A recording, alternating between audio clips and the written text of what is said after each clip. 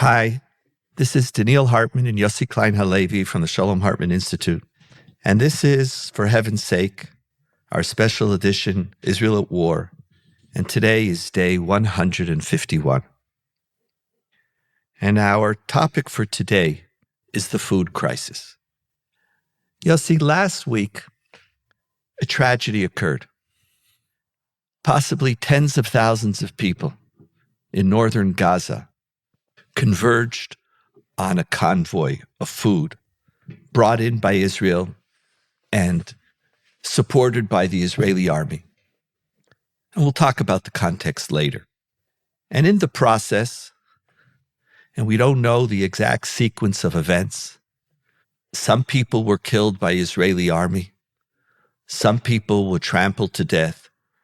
Some people were run over by the trucks themselves. And roughly 120 people died, and hundreds were injured in an attempt to feed themselves and their family. This wasn't the issue of civilian casualties in the midst of a military operation, where very often there's a zero-sum game calculation. And Gaza puts that zero-sum calculation all the time. What do?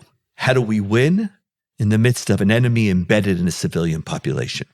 Like choosing and having to choose, and with all the complexity that it entails. Proportionality. This was not a zero-sum game moment. This was a moment where people's right to food is on the table. And one of the things that upset me deeply, and I struggle with, is the different responses to this tragedy in Israel and around the world, and in particular North American or the Jewish community. I wrote a Facebook post immediately after the event occurred in Hebrew, saying we're responsible. We are responsible. We're not necessarily guilty, but we are responsible. And that there has to be a way for people, for human beings created in the image of God, to have access to food. And that we have to fight a just war justly. And that does not only include the fighting itself, it also includes the responsibilities that come as a result of the war. Yehuda and I then translated this in English and put it on our Hartman Facebook page and what other forums. In North America, the responses were uniformly, thank you, positive. Thank you for saying this. Thank you for being aware. And in Israel, there's ambivalence. Hundreds of people liked it, and over 1,000 people, and for a Hartman Institute Facebook comment, horrific anger. What do you mean we're responsible? Are there innocents in Gaza? Some people were absolutely vulgar, and I'll leave those alone.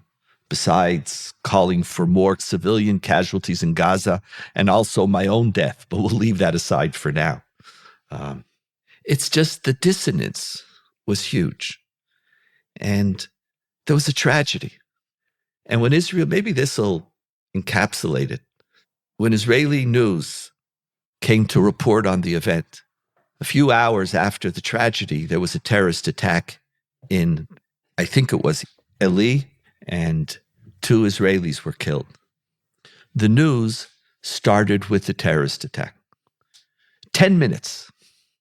Item 2 on the news for 4 minutes was Hamas's shift in negotiations about the hostages. Number 3 for 2 minutes was this tragedy. And the person who was reporting it, the essence of the report was, it's not ours. It's not our business. It's like it's something happened as if somewhere. And so, food. Is it our responsibility? Why is it clear to some? And why is it so hard for so many in Israel, who in another day, this would be so clear? Our job is to talk about Israel, to reflect on it, to give voice to it, but also to notice some of the trends that are taking place. And seeing the different responses to the posts, and my own feeling that this humanity requires that we call out. If not at this, then for what? And realizing that for many Israelis, that is a difficult place to be. And so we decided, let's talk about the food crisis. But it's bigger than that. It's not just the food. It's about our moral responsibilities. And how do we feel at this moment? Yossi, how do you feel at this moment? Deeply conflicted. Intellectually, I'm with you.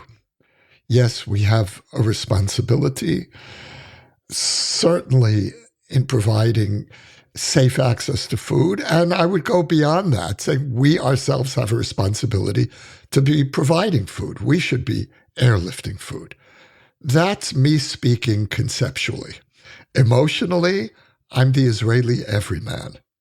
And where this hits me, Donniel, is that in the current atmosphere of this lynch mob against Israel, it's too subtle to make the distinction between responsibility and guilt when we were already being proclaimed guilty.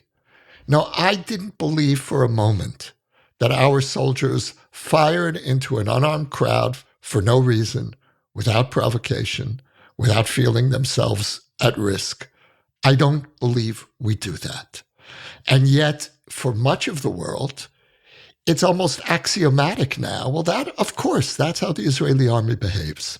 So my initial reaction was defensiveness and anger. And I drew a straight line, and again, I'm speaking emotionally now, between how this war began with the false accusation of an Israeli attack on the hospital, with this accusation now that Israel deliberately created a mass tragedy and a food line.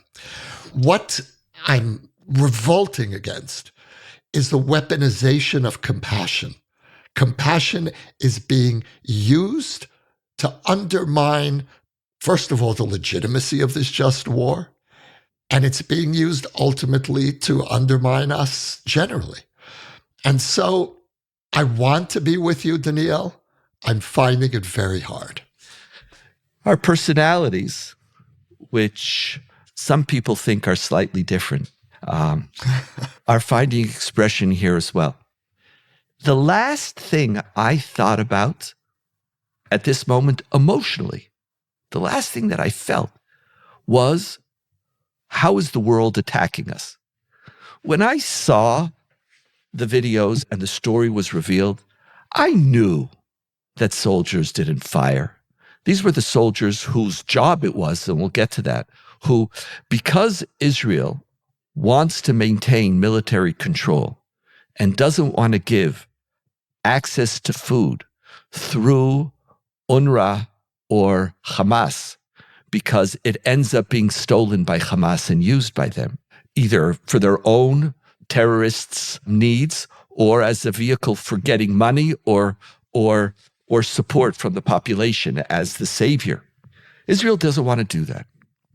And those in Israel, in particular, those on the right wing, who want or believe in the obligation to maintain military control, said, we have to take control of the food delivery, of access to food. We're going to resolve the food crisis by us distributing it.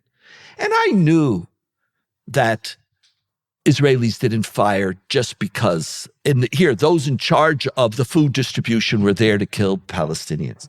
I knew something happened, but I wasn't thinking for a moment about how this is going to get played in the world. That doesn't even interest me.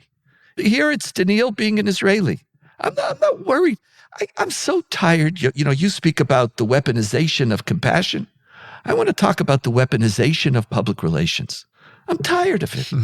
I'm tired of always worrying about how this appears. Where's our humanity? Like, what was it that guy said at the McCarthy trials? Where is your humanity, sir? What is something like that? Wasn't there that famous line where's your humanity? Like, here was a moment where it was so clear that this is not a zero-sum game. And I wanted to talk about that. Yes, we have a responsibility to enable, like you said, Palestinians to have access to food. And we have refused to strategically come up with an intelligent plan to do so. For months now, we're just denying it. And so each time we're giving into somebody else's suggestion, does anybody really believe that the Israeli army could take over control over the civilian population of Gaza with its attitudes towards Israel and Israeli soldiers, with Hamas embedded in the midst? What are they even talking about? Each time we say who we're not going to give it to, we're not giving it to Hamas. I understand. We're not giving it to UNRWA because giving it to UNRWA is giving it to Hamas. We're not going to allow a Palestinian Authority because Palestinian Authority is worse than Hamas. We're not going to create an international force because we want to have military control. This is not working. And I felt that emotionally, I wanted to just scream.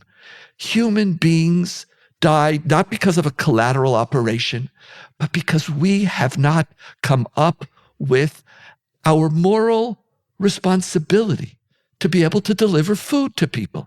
So I was talking emotionally. I called out. It was a scream. It was an anguish to say something. So we each had a primal Jewish reaction, except it was a very different or even opposing primal Jewish reaction. My main concern was, look what they are doing to the name of the Jewish people. Huh. And what you're saying is we need to look at what we ourselves are doing to the name of the Jewish people.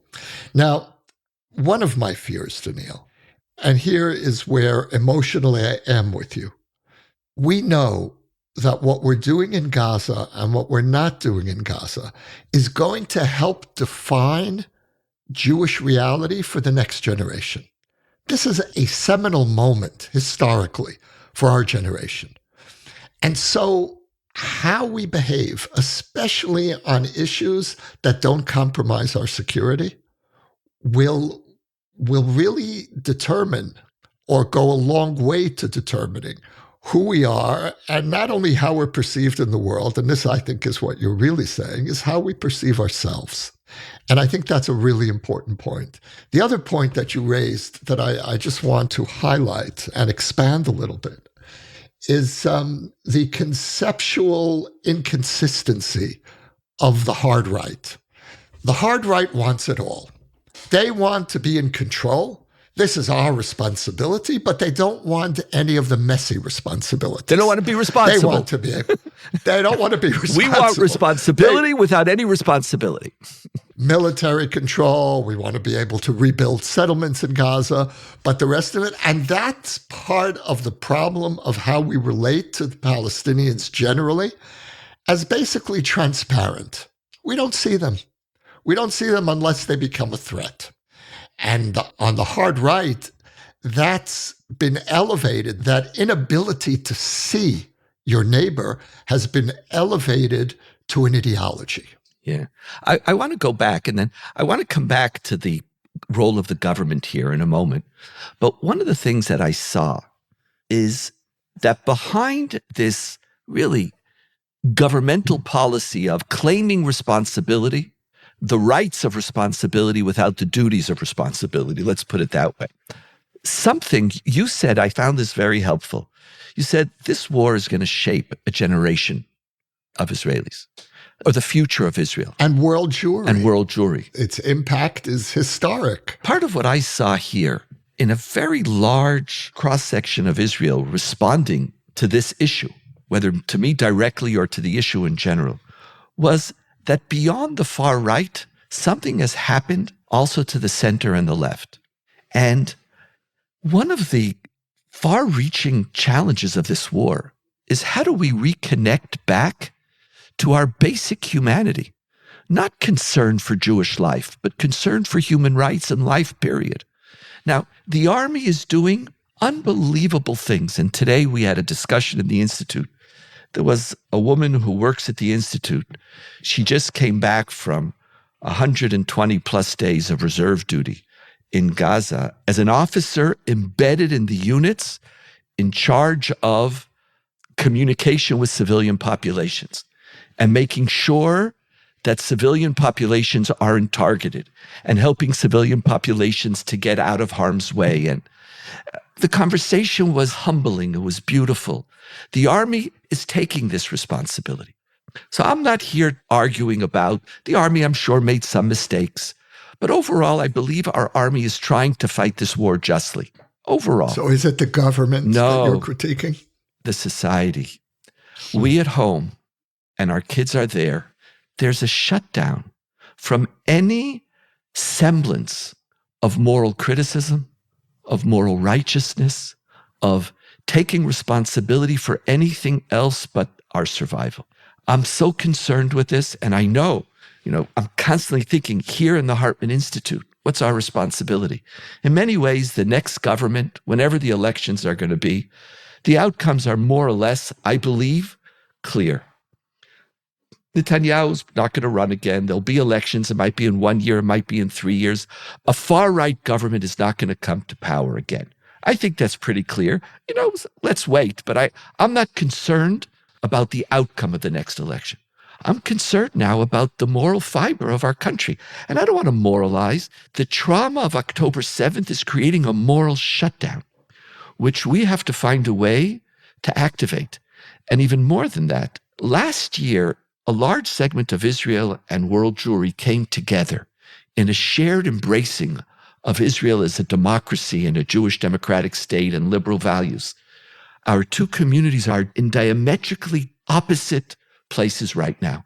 For one, of course, the death of civilians, the right to food, our responsibility to food is, of course, it's a crisis, it's a tragedy. And in Israel, there's no room. Like you're talking about emotionally, they're not emotionally worried about public relations. They're emotionally worried about thinking about anybody else. And it worries me very deeply. All right. I share your concern about the impact of this war, the impact of October 7th, long term on the moral and spiritual well-being of a whole generation, of a whole society here. But I want to factor in another concern, which is that what you said a moment ago, which is that after October 7th, Israel and the diaspora came together. And what's happening now is that we seem to be reverting back to pre-October 7th divisions in the Israeli diaspora relationship on both sides. More and more American Jews are calling for a ceasefire. That's becoming a normative position in a way that it was not even a month ago.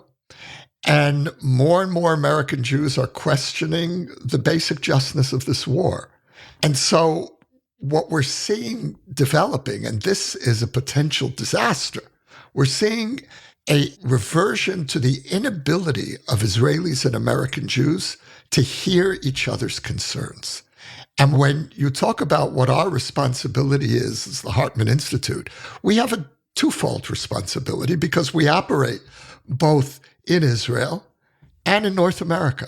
And our responsibility here in Israel is to challenge a certain moral laziness or a moral frozenness that has set in to very large parts of the population.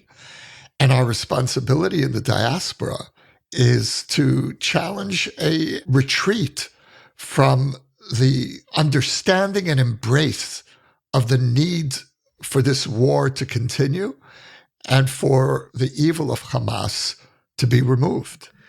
It's a small point, but I just want to clarify.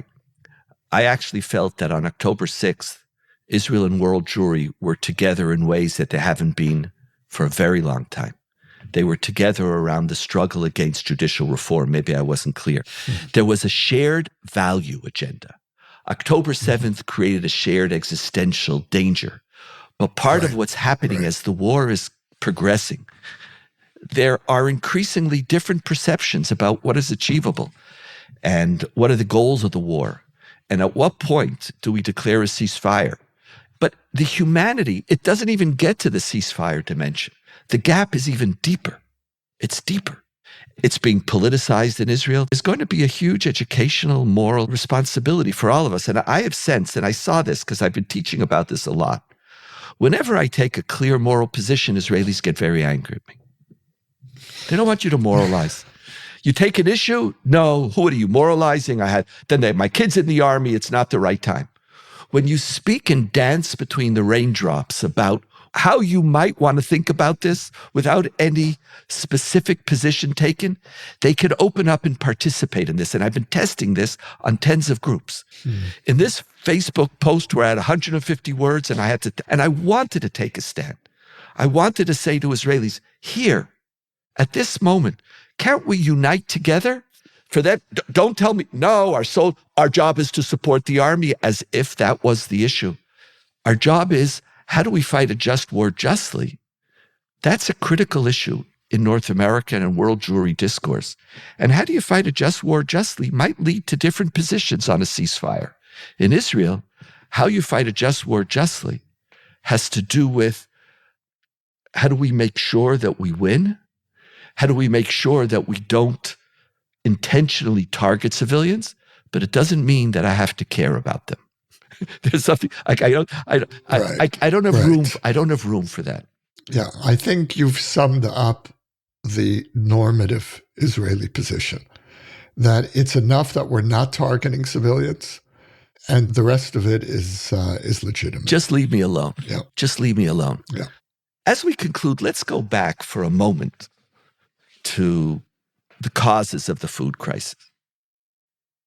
And one of the challenges that we are facing is a lack of planning. These crises are coming in on an ongoing basis. And, I'm going to channel Yossi for a second. From a public relations perspective. Be careful. Don't worry, I won't. You don't know where that'll take you. Don't worry, I think I'll be okay. I see the world looking. Here was this startup nation, this powerful country, this country that could do everything. And now we just seem to be incapable of putting forth a plan for months. These humanitarian crises aren't new. The food crisis, the responsibility to civilians, everybody's been talking about it for months. And somehow I feel we're constantly playing catch up. This is not where moral Israel should be. This is also not where startup nation should be. Yeah, and there's a pattern here because it plays out in the government's refusal to offer a credible vision for the morning after. It also has played out, I think, all along in the confusion communicated by the government about the hostages. What's the goal? What are the red lines? And so there really is a very disturbing pattern here, which, as you know, for me has one address, but we're not going to bring the prime minister in now. And there really is something here that we need to unpack.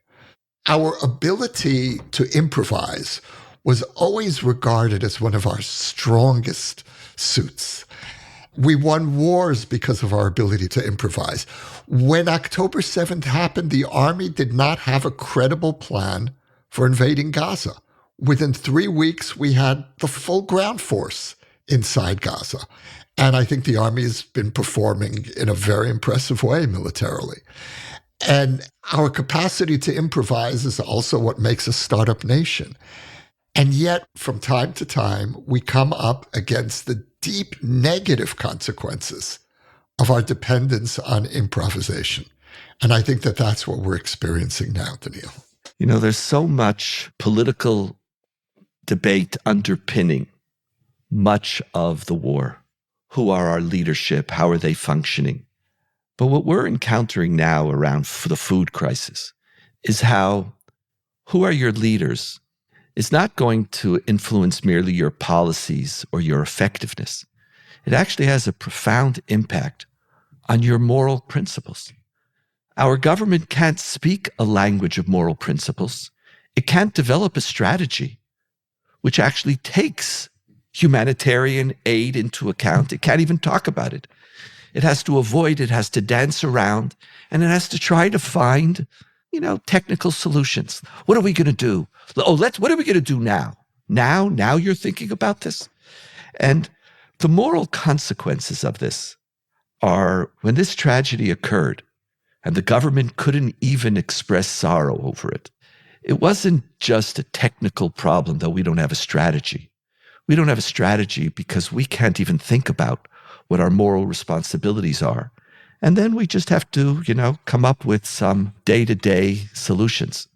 This is going to require more of us morally as Jews. It's also one of the reasons why a lot of people are questioning whether we should continue this battle or not, is what's going on here. Those questions, Yossi, I believe, are legitimate questions. They can't be ignored.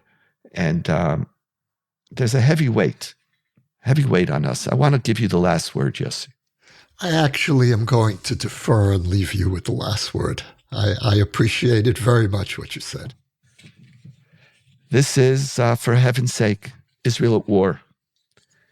Day 151, with a lot of questions, a lot of challenges, and a lot of responsibilities. For more ideas from the Shalom Hartman Institute about what's unfolding right now, sign up for our newsletter in the show notes or visit shalomhartman.org/Israel at War.